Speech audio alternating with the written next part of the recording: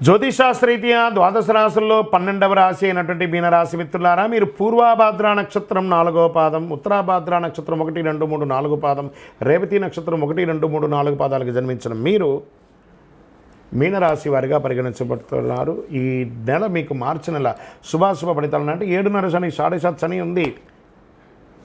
మరి ఏం జరుగుతుంది అని అంటే కుంభరాశి నుంచి మీ రాశిలోకి మారుతున్నాడు.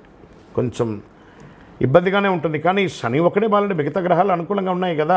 ఈ మార్చి నెల కాస్త హెచ్చు తగ్గులు ఉన్నా కూడా కుజుడు బలమైన స్థితిలో ఉన్నాడు. బుధుడు మీకు అనుకూలంగా లేకపోయినా సూర్యుడు 5వ ఇంటిని సూచిస్తున్నాడు. చంద్రుడు స్థుభస్థానంలో ఉన్నాడు. శని తిరోగమనంలో ఉన్నాడు. 2వ ఇంట్లో బృహస్పతి.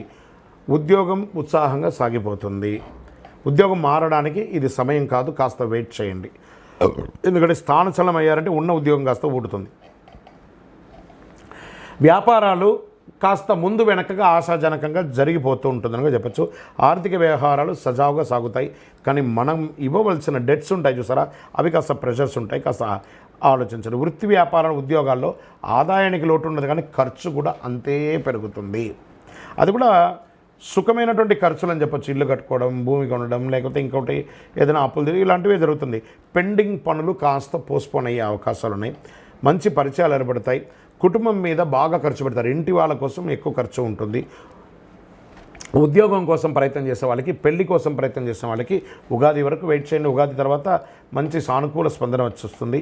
విద్యార్థులు ఘన విజయం సాధించడానికి చాలా శ్రమపడాలి. శ్రమపడితే ఖచ్చితంగా ఘన విజయం సాధిస్తారు. ఆరోగ్య విషయంలో శ్రద్ధ తీసుకోవాల్సిందే. మీరు గట్టిగా చూసుకోకపోతే శస్త్రచికిత్స కూడా అయ్యే అవకాశాలు చాలా మెండుగా ఉన్నాయి. రాజకీయ నాయకులకి కాస్త మిశ్రమమైనటువంటి కాలం. ప్రజాక్షేత్రంలో వెళ్ళేటప్పుడు చాలా జాగ్రత్త. ఎందుకంటే 7.5 శని, శని నాళిక మీద కూర్చున్నాడు. ప్రతి ఒక్కరితో మాట్లాడేటప్పుడు గౌరవ మర్యాదలతో మాట్లాడండి. తస్మాత్ జాగ్రత్త. దస్తావేజులు, మీ యొక్క డాక్యుమెంట్స్ ఏమైనా మిస్ప్లేస్ అవ్వకుండా చాలా జాగ్రత్త పడండి. షేర్ మార్కెట్లో ఈ నెల ఇన్వెస్ట్ చేయకుండా ఉండడం మంచిది.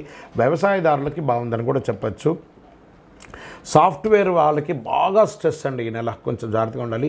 మీడియా, ఐటీ రంగం వారికి, సర్వీస్ సెక్టార్లో ఉన్నవారికి, డాక్టర్స్, అడ్వకేట్స్, పోలీస్ డిపార్ట్మెంట్ ఇవన్నీ ఉన్నాయి కదా, వాటికి అందరికీ కూడా మంచి ఫలితాలు ఉన్నాయని కూడా చెప్పచ్చు. ఆహారం తీసుకునేటప్పుడు చాలా జాగ్రత్త. ఈ రోడ్ సైడ్ ఆహారాన్ని ఎంత అవకాశం ఉంటే అంత అవాయిడ్ చేయండి. పాజిటివ్ డేస్ ఈ నెల ఎలా ఉంటుందంటే మార్చి 2, 5, 8, 11 అని చెప్పచ్చు. చంద్రాష్టమం మార్చి 17, 3, 2025 1:15 ఉదయం నుండి 19, 3, 2025 2:06 వరకు చంద్రాష్టం ఉంటుంది. కాబట్టి చాలా జాగ్రత్తగా ఉండాలి. మరి అదృష్ట సంఖ్య ఈ నెల 2 మరియు 7. పరిహారం మంగళవారం సుబ్రహ్మణ్య స్వామి వారికి పాలాభిషేకం చేయండి. ఆదివారం రాహుకాల సమయంలో భైరవ స్వామి వారికి ఒక నెయ్యి దీపం వెలిగించండి. ప్రదోష కాలంలో శివుడికి అభిషేకం చేయండి. అన్ని రకాలుగా మీకు అనుకూలం జరుగుతుంది. అతి శక్తివంతమైనటువంటి కరుంగాలి మాలను ధరించండి. ఆరోగ్యంగా, ఐశ్వర్యంగా, సంతోషంగా, ఆనందంగానూ ఉంటారు. ఇంకను మీ యొక్క కోరికలన్నీ తెరవడానికి మీ యొక్క ఇంటి ఇలవేల్పు దగ్గరికి వెళ్ళి మీ వయస్సు సంఖ్య ఎంత ఉందో అన్ని దీపాలు వెలిగించండి. విజయోస్తు.